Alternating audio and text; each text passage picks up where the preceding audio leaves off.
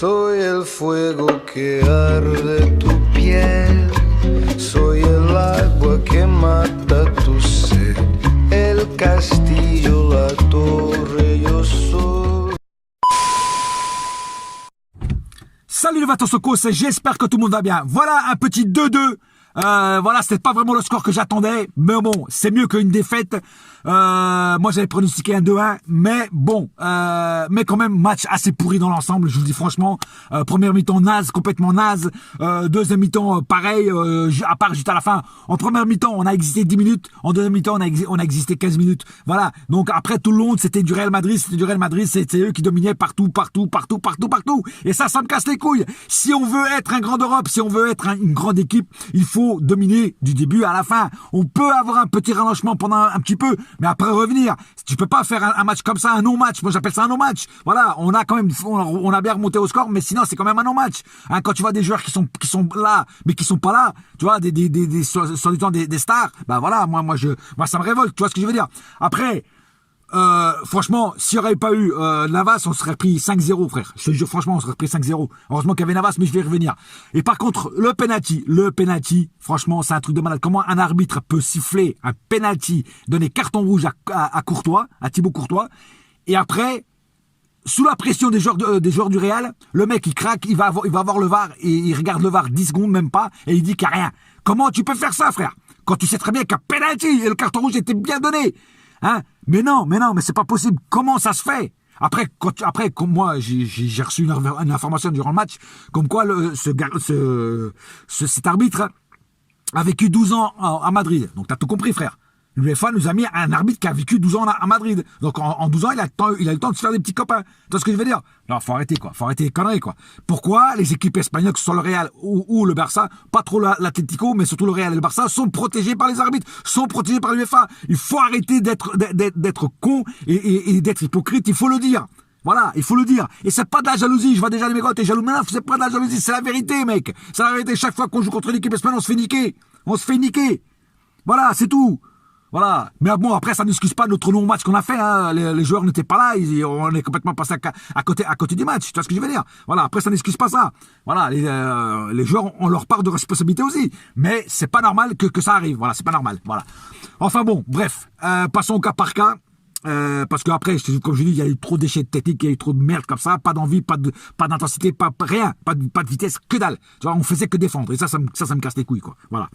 Donc on va passer tout de suite au cas par cas. Alors comme je disais, Navas pour moi a été l'homme du match parce qu'il nous a sauvé de beaucoup d'arrêts, de beaucoup de buts. Il a fait des très beaux arrêts. Ça aurait été un autre gardien comme Areola ou comme Trapp, on aurait peut-être pris plus de buts, mais lui il nous a sauvé quand même. Sur le premier but, il n'est pas du tout fautif. C'est un autre joueur qui est fautif, je le dirai après qui c'est. Mais franchement, pour moi, Navas a fait un super match. Et moi, je le mettrais comme homme du match. Après, peut-être qu'il y en a qui ne sont pas d'accord avec moi, mais moi, je le mets comme homme du match. Meunier a laissé un couloir de fou à son compatriote Eden Hazard. Il faisait ce qu'il voulait, Hazard. Je te dis franchement, Meunier, il était complètement à la ramasse. Après, peut-être que Meunier en a eu marre et puis il l'a fauché, il lui a niqué les jambes et puis il est sorti sur blessure. Mais sinon, Eden Hazard, il avait un putain de couloir de son côté, frère. Meunier, il était complètement out. Mais out complètement. Tu vois ce que je veux dire? Voilà, donc Meunier, je sais pas, rattrape-toi, mec, réveille-toi, mec, hein. Sérieux, parce que c'est grave ton cas maintenant. Hein. Thiago Silva a fait un bon match dans l'ensemble. Voilà, il a fait ce qu'il a pu avec les armes qu'on lui a données. Voilà, ses collègues ne l'ont pas trop aidé. Je parle surtout de Kimpembe. Et d'ailleurs, voilà, c'est Kimpembe qui est le fautif sur le premier but. Je suis désolé de dire ça, mais c'est la vérité. Je sais qu'il y en a qui vont me dire, ouais, mais bon, non, mais Kimpembe, quand il fait des conneries, voilà, je parle surtout pour mon frère Auguston, qui va peut-être pas apprécier trop que je dise que c'est la faute de Kimpembe, mais je pense que tu dois l'admettre que c'est comme sa faute sur le premier but. L'adversaire fait ce qu'il veut, et il le laisse manœuvrer, et là, engendre le but. Voilà.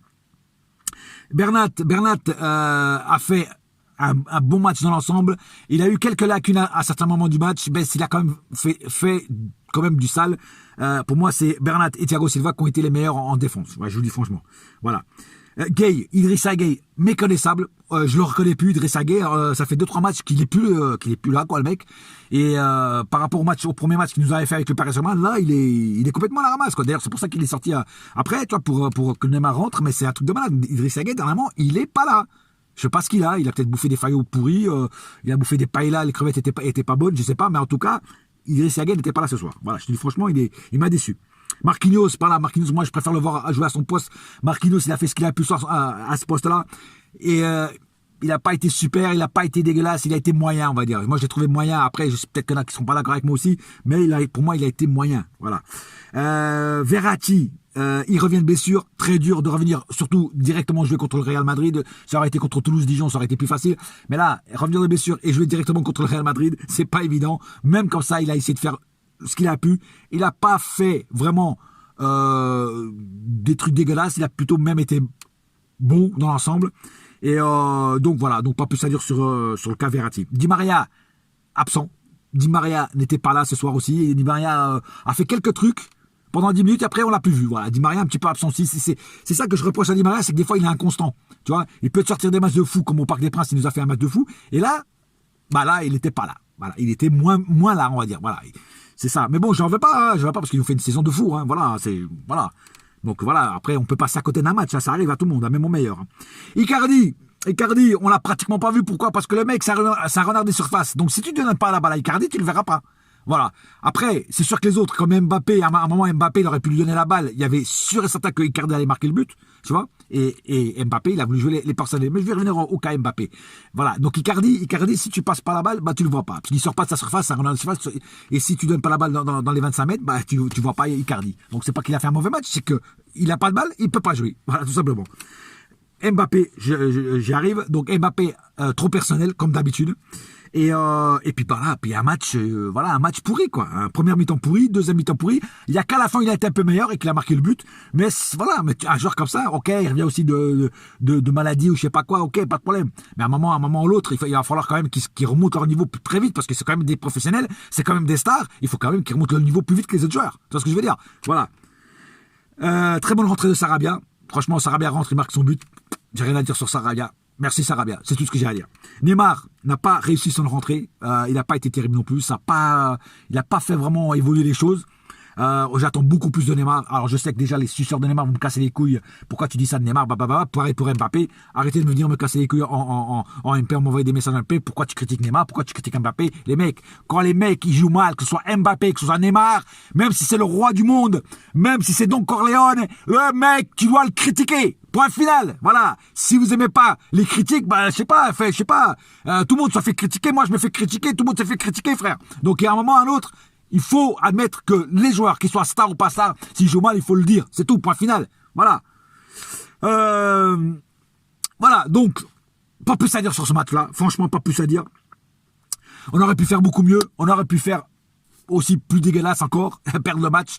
On a quand même réussi à sortir le corner à 10-15 minutes de la fin du match. On a égalisé 2-2, on reste premier du groupe avec 13 points, donc voilà, on va finir premier du groupe. Mais en tout cas, si on veut continuer vraiment loin en Ligue des Champions, il va falloir faire des matchs plus intenses, plus sérieux que ce match que j'ai vu aujourd'hui, parce que on va encore tomber sur des plus gros que le Real Madrid, des Liverpool, des trucs comme ça qui sont encore plus forts. Et là, ça va être douloureux, très douloureux, parce que là, on va s'en prendre plein la gueule. Donc, il faut vraiment que nos joueurs se réveillent. Et là, à un moment ou à un autre, il faut tout de suite, pim, dire c'est nous qui sommes là, c'est nous qui dominons le match de la première minute à la 90e minute, voire même à la 93 s'il y a des arrêts de jeu, ou 94 ou 95, ça dépend de l'arrêt de jeu qu'il y a. Mais en tout cas, il faut jouer mieux que ça. Voilà, c'est tout ce que j'ai à dire. Sinon, en huitième de finale, on va encore se planter. Après, on va pleurer comme des madeleines à chaque fois, et on va être en colère à chaque fois, et c'est pas la peine. Donc vraiment, nos joueurs, réveillez-vous, sortez les doigts de vos culs et commencez à jouer vraiment le vrai football. Sur ça, la famille, j'ai pas plus à dire sur ce match. J'ai à peu près tout dit.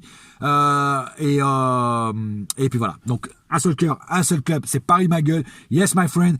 Et la saga continue quand même. Oh oui. Allez, bouillard!